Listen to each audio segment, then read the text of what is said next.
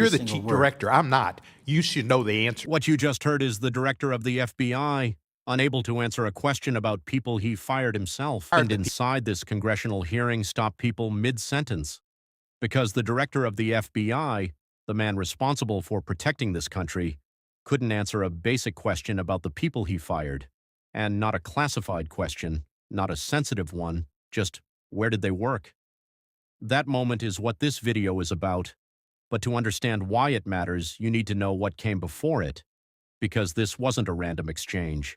This was a hearing that had been building for weeks, and by the time Congressman Cohen stood up and started asking questions, the room already knew something was wrong. Let me set the scene. The hearing was a standard intelligence oversight session. Patel arrived with his usual setup, attorneys flanking him, thick briefing binders, the practiced calm of someone who has sat in front of congressional committees many times before.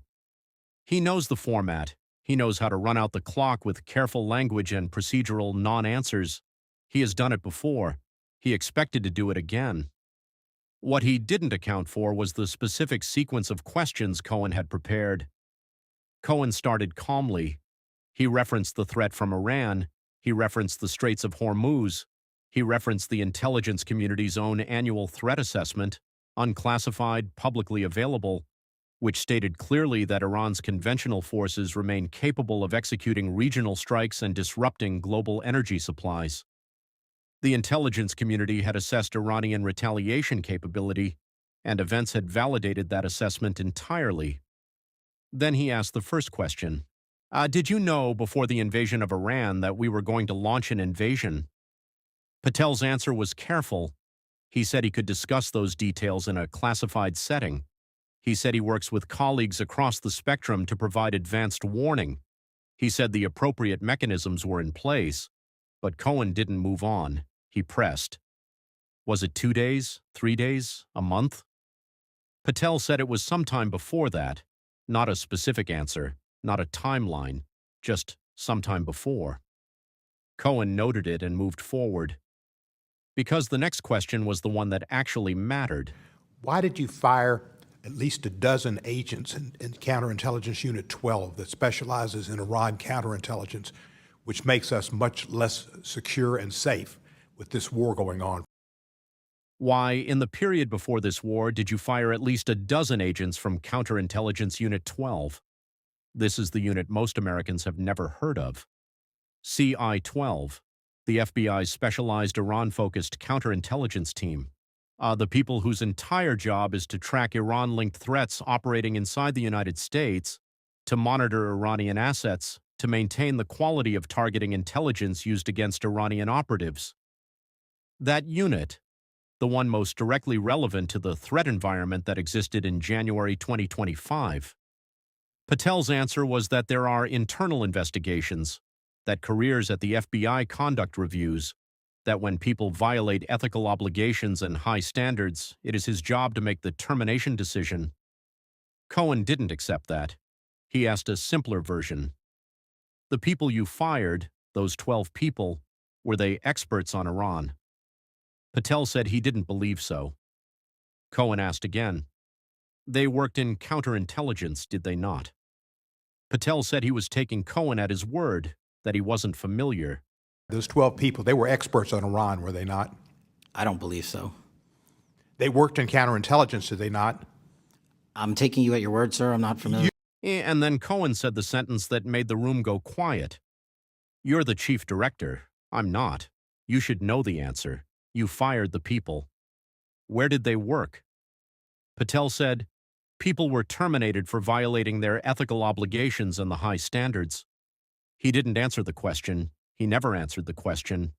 And that silence, that pivot away from something that simple, is the thing that people watching this hearing keep coming back to.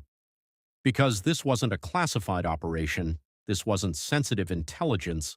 This was a straightforward question about a decision Patel himself made. He signed the terminations, he approved the removals, and when asked where those people worked, the director of the FBI said he wasn't familiar.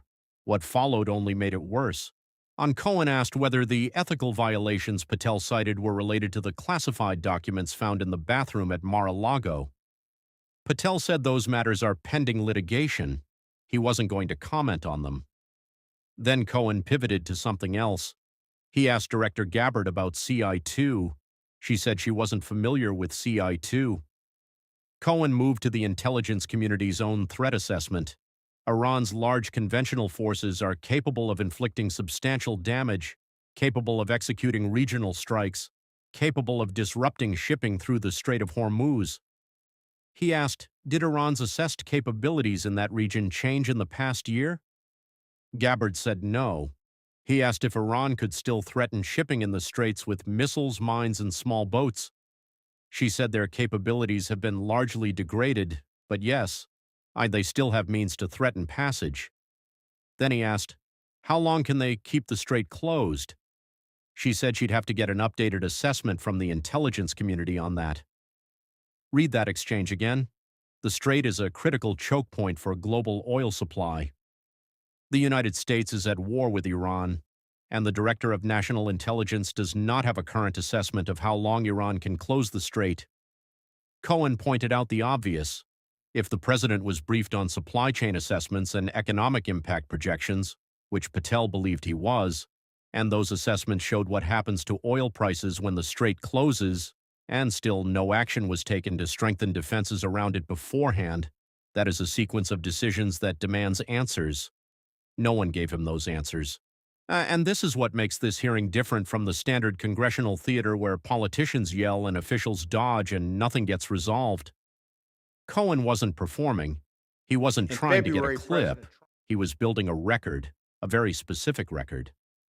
The agents who specialized in Iran were removed in January 2025. The war with Iran started weeks later. The people running the relevant agencies could not, when asked directly, account for those firings in any substantive way. They cited pending litigation. They cited ethics reviews. They said they weren't familiar. That is the record this hearing put into place. And Cohen's final line to Patel, "You're the chief director, you should know the answer," is not a rhetorical flourish. It is a factual statement about the basic expectation of accountability that comes with a position of that kind. If you sign the termination papers, you know who you fired. If you know who you fired, you know where they worked.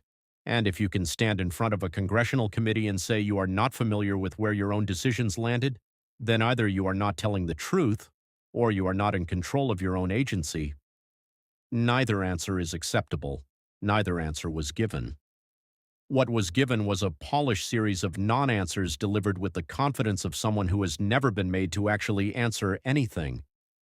And that is the story this hearing told. Not with a single dramatic reveal, not with a document slapped on a table, just with a question asked and a silence where the answer should have been. You fired the people. Where did they work? The director of the FBI didn't know, or he did know and said he didn't. One of those two things is true, and the hearing ended without the committee finding out which one. That is where this story stands, and it is not finished.